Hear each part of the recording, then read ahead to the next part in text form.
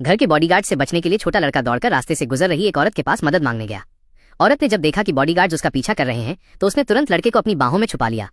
जब सभी बॉडीगार्ड्स वहां से चले गए तो छोटे लड़के ने औरत से पूछा, माइनस क्या आप मेरी माँ बन सकती हैं?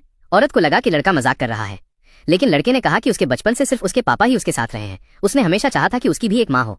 लड़के की हालत देखकर औरत को उस पर दया आ गई। उसने अपना घर का पता बता दिया और कहा कि वो कभी भी खेलने आ सकता है।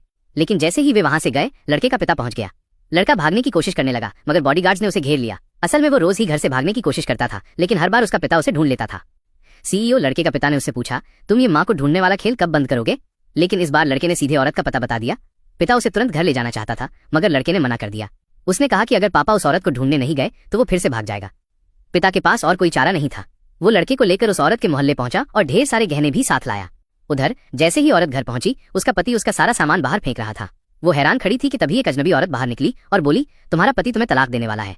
औरत ने अपने पति को अविश्वास से देखा और सवाल किया, लेकिन तभी उसके पति की रखैल ने उसे थप्पड़ मारा और कहा कि अपना सामान उठाओ और बेटी को लेकर निकल जाओ। औरत ने तुरंत अपनी रोती हुई बेटी को गले लगाया। तभी घर से एक और लड़का बाहर दौड़ कर आया। तभी उसे पता चला कि उसके पति का एक नाजायज बेटा भी है। औरत ने रोते हुए पति से पूछा, तुमने मेरे साथ ऐसा क्यों किया? पति ने ठंडे मन से कहा, क्योंकि तुम बहुत गरीब हो और मेरे काम में किसी भी तरह की मदद नहीं कर सकती, इसलिए मैंने अमीर रखैल को चुना। गुस्से में औरत ने उसे मारने की कोशिश की, मगर उसने उसे धक्का देकर गिरा दिया। सौभाग्य से तभी सीईओ पहुंच गया और उसे थाम लिया। और